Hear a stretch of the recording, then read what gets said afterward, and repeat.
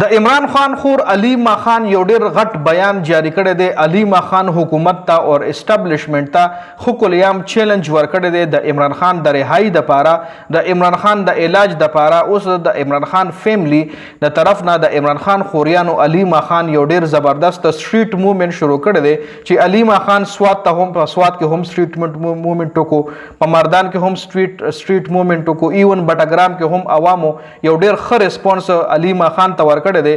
او علیما خان په بټګرام کې د بټګرام ځوانانو نه واده هم اغشتلې ده چې څنګه په انډیا کې نوجوان کل راوتلی او د انډیا وزیر تعلیم نه استعفا واغشته او هغه په ملک کې یو ریولوشنری چینج راوستو. نو داسې به تاسو هم را یوځای کیږئ د عمران خان د رهایی دپاره. باقاعده علیما خان د بټګرام ځوانانو نه دا واده اغشتلې ده. علیما خان چې اوس کم بیان جاری کړی دی، نو علیما خان ویلی دی چې اوس په فیصلې په سړکونو باندې کیږي، اوس مونږه راوتلی یو، اوس مونږه ودرېدو والا نه یو.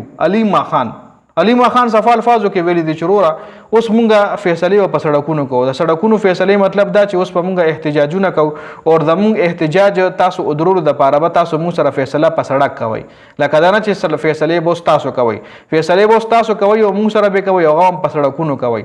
او اوس چې کوم دی مونږ سټاپ کېدو والا نه یو، لکه زمونږ چې دا کوم احتجاج اوس روانېږي دا ودرېدو والا نه دی. علیما خان یو ډېر غټ سټیپ اخیستلی دی. علیما خان د عمران خان خور ده او علیما خان عوامو له دا اعتماد ورکوي، عوام مطمئن کوي. که مخکې تاسو له د لیډرشپ نه مایوسه یې، نو په دې احتجاج کې زه راوتلی یم، زه د عمران خان خور یم او زه نه شاله کېږم، زه تاسو په نیمه کې نه پرېږدم، زه به مخکې یم او تاسو به راپسې یئ. لکه دا نه چې زه به احتجاج له تاسو بوزم او بیا به تاسو نه زه وتښتم. زه د عمران خان خور یم، زه به اخره پورې د خپل رور د رهایی دپاره، د خپل رور د ټریټمنټ دپاره تاسو سره ودرېږم، خو تاسو ما سره ودرېږئ. علیما خان اوس باقاعده سټریټ موومېنټ په کې پی کې کې شروع کړی دی. د کې پی کې مختلف علاقو له دې نه پس په بنو اور کوهاټ له هم ځي چې د هغې حوالې سره شهریار افریدي هم بیان جاری کړی. شهریار افریدي ویلي چې د بنو اور د کوهاټ خلک په د علیما خان داسې استقبال کوي لکه څنګه چې د بنو اور د کوهاټ خلکو د عمران خان استقبال کولو. نو دغه رنګ به هغوی د علیما خان استقبال هم کوي. نو اوس علیما خان چې کومه ده هغه راوتلې ده، هغې باقاعده او د علیما خان په 11 اګست باندې د ګرفتارۍ خطره هم شته دی.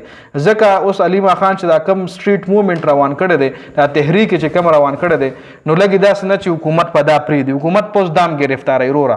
ځکه او علیما خان لم پته ده چې کیدای شي په 11 اګست دی ما ګرفتار کړي، نو د 11 اګست نه مخکې علیما خان په دې سټریټو کې موومېنټ کې په دې تحریک کې یو اضافه وکړه، یو موومېنټ پکې راوستو، یو مطلب جاری یې ساتله او عوامو هغه جذبه چې کومه ده برقرار علیما خان ساتل غواړي.